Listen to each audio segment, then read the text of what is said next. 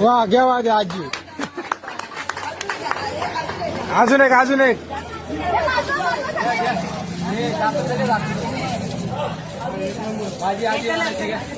म्हणा आजी एक.